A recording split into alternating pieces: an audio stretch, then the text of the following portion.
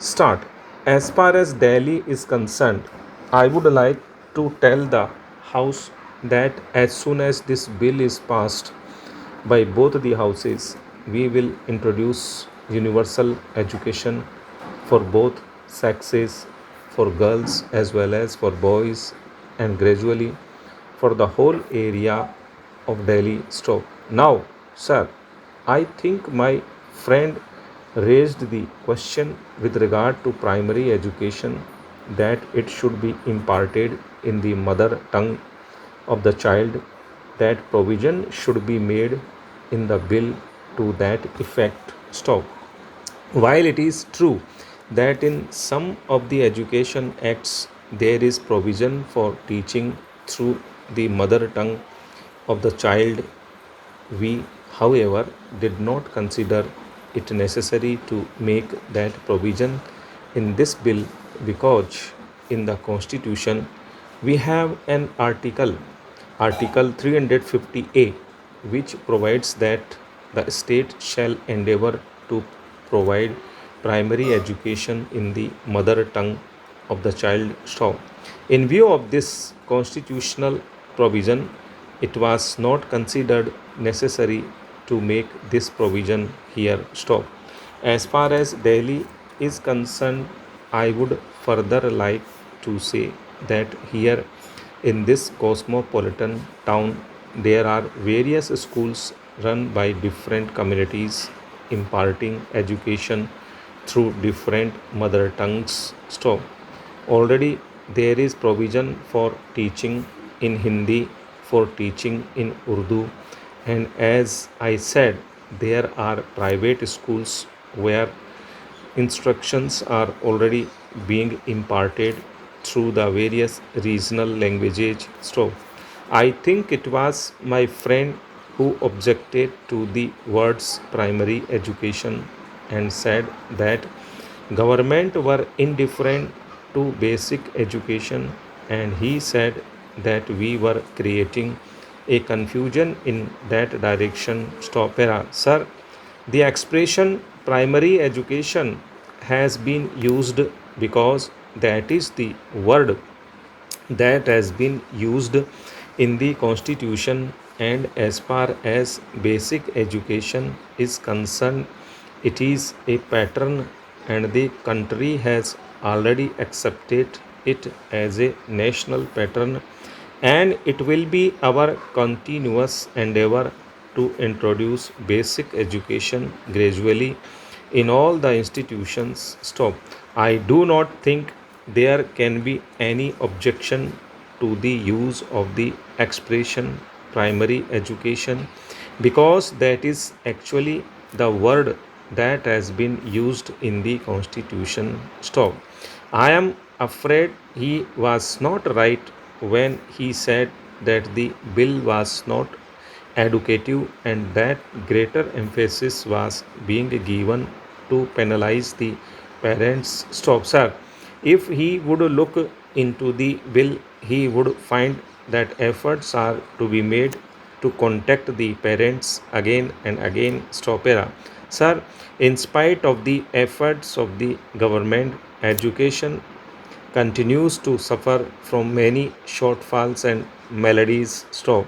We have miserably failed to provide social education to the people as well as to provide universal education to all our children in the age group of 6 to 14. Stop. This constitutional directive is not likely to be fulfilled given even by the end of the fifth plan or the sixth plan. Stop. There are more illiterates in India today than there are in 1951. Stop. Secondary education continues to be weakest link in our educational system. Stop. This is the position of education. Stop. Para. Mr. Deputy Chairman, there is another very good region, and that is the geographical region. Stop. Unless you make it compulsory upon the state concerned, upon the municipality concerned to provide schools for every 300 people about 3 to 4 furlongs. Mere geographical reasons will prevent the children from going to school because tender children of 5 and 6 cannot walk a mile or two to attend school's stop. That is why I say these are some of the reasons which have been responsible for the failure of compulsory elementary education. Stop. Let me tell you, Mr. Deputy Chairman, as to what we can do to solve this problem. Stop. In Madras today, without compulsion, I see that enrollment is going up and is very good, and the reason to seek admission first and foremost is the provision of midday meal. Stop. Poor people cannot starve and then read. Poor children cannot starve and then read. Stop. Poor ill clothed children cannot suffer in the cold weather and yet read. Stop. In Madras, where the scheme is more or less equitable, a large attempt has been made, and the state has also made a contribution to provide midday meals for indigent children in many elementary schools. Stop. The result is that the children are backing up strength. Stop. Many children are coming to the schools, and many parents are willing to send their children to the schools. Stop. Era. Number two is the provision of a certain minimum amount of textbooks and the instruments of learning. Stop. These must also be made available in the schools. Stop. We must provide them the facilities, that is provision of midday meal, provision of certain facilities of education, and provision of schools within reachable distance. Stop.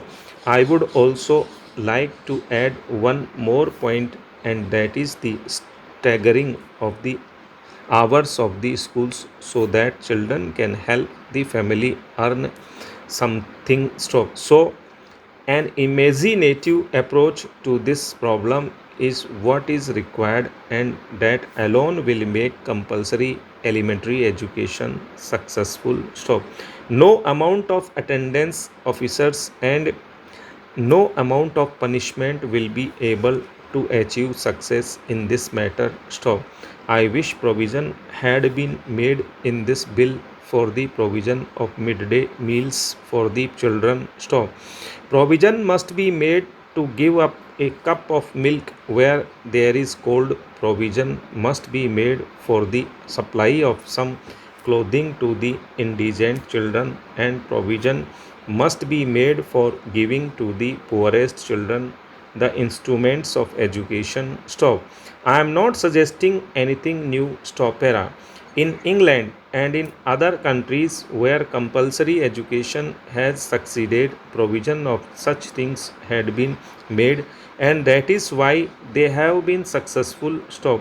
Without providing these amenities but merely appointing officers and provision for punishments, this scheme will not succeed, as it did not succeed to that extent in Baroda, though Baroda was very successful in many other respects. So it is absolutely necessary that all these are intended in the implications of this bill to provide midday meals. Stop. Thank you.